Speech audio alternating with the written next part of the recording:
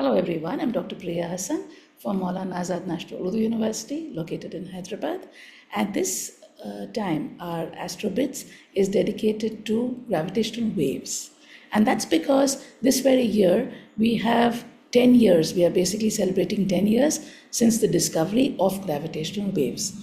And therefore there's a lot that's happened within these 10 years, which we'll talk about briefly. So if you recall, in September 14th on 2015, there was a revolution which started in astronomy when the LIGO detectors, these are the laser interferometer gravitational wave detectors, which are located, two of them in the USA, and they detected a signal that would change our understanding of this thing. So what you have is, we actually call that a chirp of gravitational waves from two colliding black holes. So you have here two black holes, which are approximately 1.3 billion light years away, mark the beginning of a new era in observational astronomy. Because suddenly now, till now we were always detecting all our astronomical objects in the electromagnetic spectrum, right? So, which is ranging from X-rays all the way to infrared rays, right? So X-rays, gamma rays, optical rays, infrared, and millimeter and radio waves. But now we can actually look at objects not through the electromagnetic spectrum, but through gravitational waves, right? And that's how now we celebrate the 10th anniversary of gravitational wave astronomy. And let's reflect upon some of the discoveries. So the theoretical foundation of gravitational waves was put a long time back. This was actually introduced by Einstein, where he proposed that massive accelerating objects, they should actually create ripples in space-time, which were actually called gravitational waves. So that's what a gravitational wave, it's a kind of a ripple in space-time, okay? And for decades, this was a theoretical curiosity, but even estimates were made, and it was, you had Weber who made these resonant bar detectors, and there were various kind of attempts made to actually discover gravitational waves, but it was not done basically because it's a very difficult detection to make. But finally, in 2015, you see, this is how the gravitational wave object is defined. This is GW for gravitational wave, 15 for the year, 9 for the month, which is September, and 14th of September. So therefore, what happened in this, you had two black holes, one of the size 29 times the size of the sun, and the other one 36 times the mass of the sun. They actually spiraled together and merged, right? Like you saw in this earlier picture, that's exactly what was happening. Now, obviously such a detection, what was done is that, like I told you, there are two detectors. So it was done parallelly with two detectors. The probability that the same thing can be observed in two detectors is obviously low.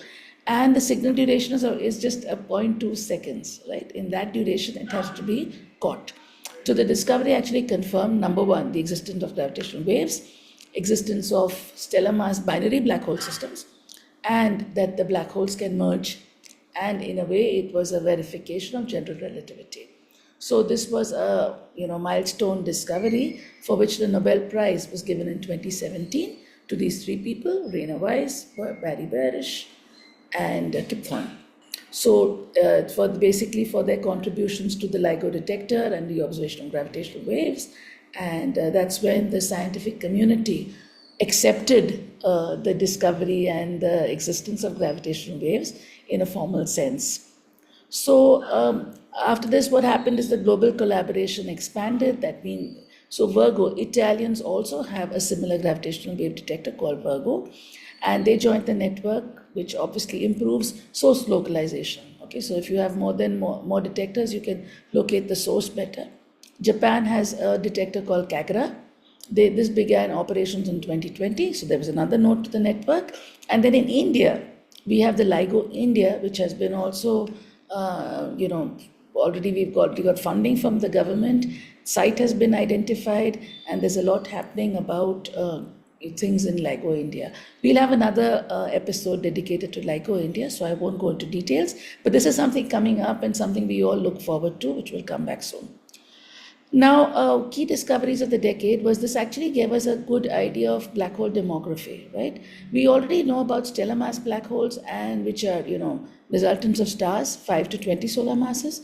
And we know that the center of galaxies often has supermassive black holes, which are like 10 power 6, 10 power 9 times the mass of the sun. But here you're actually looking at intermediate mass black holes, right? And like the one we saw in the first detection. So you can actually see these in tens of solar masses, which are not stellar mass black holes, and they are not the ones in the center of galaxies. They are what we call intermediate mass black holes, and they were directly observed in this sense.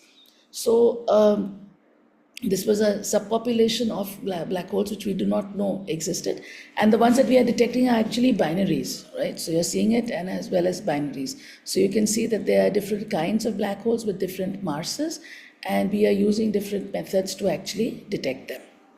Now, so the first detection, it was a binary neutron star merger.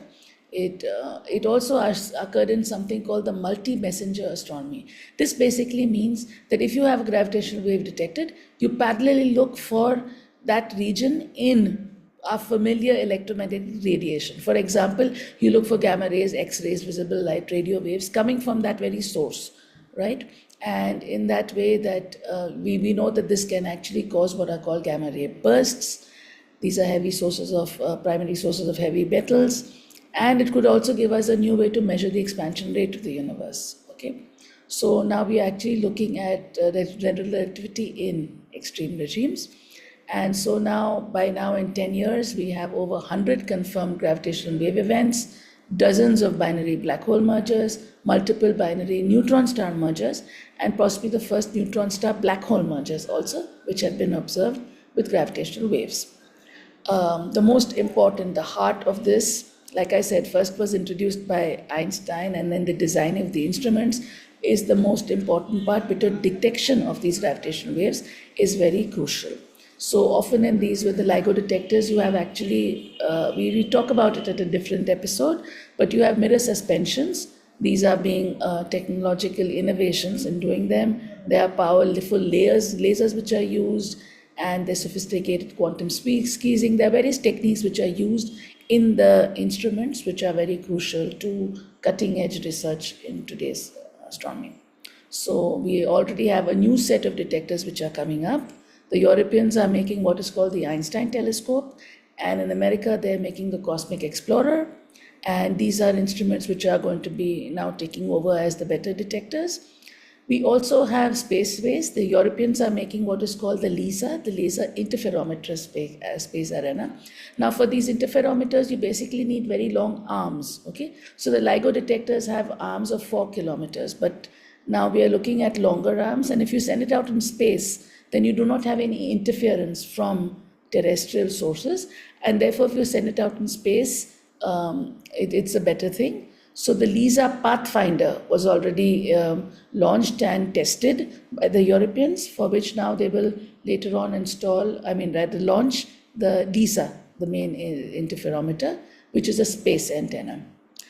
There are also other techniques, for example, pulsar timing arrays. There's a project called NanoGrav, which actually looks at these pulsar timings. You're looking for difference in timings of pulsars, which are due to gravitational waves. And there's a lot of synergy between different places where they are actually trying to have coordinated observations through multi-messenger astronomy. That means that if there's a source detected, immediately it gets followed up by various telescopes on the Earth, right? And there are new source classes which are this thing. So what we actually see is this is hopefully a very transformative decade, which has already happened in the past 10 years.